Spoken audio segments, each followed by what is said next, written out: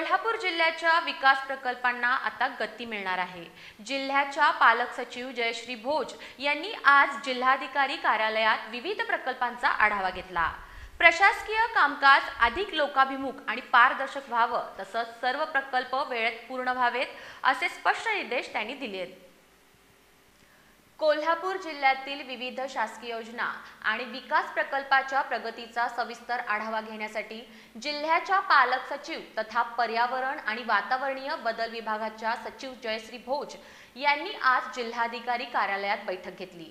जिल्ह्यातील प्रशासनिक कामकाज आणि लोकाभिमुख गतिमान आणि पारदर्शक व्हावं, तसंच प्रलंबित कामं वेगाने पूर्ण व्हावीत असे निर्देश त्यांनी संबंधित अधिकाऱ्यांना दिलेत। या बैठकीत जिल्हाधिकारी अमोल येडगे यांनी विविध विभागांच्या कामकाजाचा आढावा सादरीकरणातून मांडला। यावेळी कोल्हापूर महानगरपालिका आयुक्त के मंजुलक्ष्मी, जिल्हा परिषद मुख्य कार्यकारी अधिकारी कार्तिकेयन यस, पोलीस अधीक्षक योगेश कुमार गुप्ता, इचलकरंजी महानगरपालिका आयुक्त पल्लवी पाटील आणि जिल्हा नियोजन अधिकारी अमित सुतार यांच्यासह सर्व विभाग प्रमुख उपस्थित होते। बैठकीत महत्त्वाच्या प्रकल्पावर सखोल चर्चा झाली।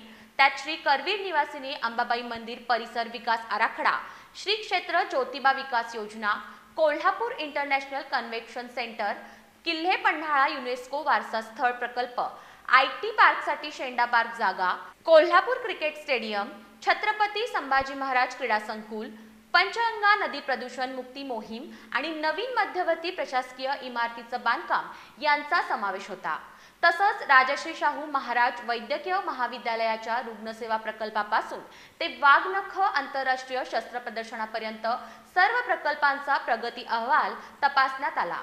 जयश्री भोज यांनी सर्व विभागांना स्पष्ट सांगितलं की शासनाच्या कल्याणकारी योजनांची प्रभावी अंमलबजावणी व्हावी, निधी वेळेत खर्च व्हावा आणि कोणताही निधी अखर्चित राहू नये, तसंच नैसर्गिक आपत्तीमुळे नुकसान झालेल्या शेतकऱ्यांना मदत मिळण्यासाठी KYCचे प्रलंबित काम तातडीने पूर्ण करण्याचे निर्देश दिलेत।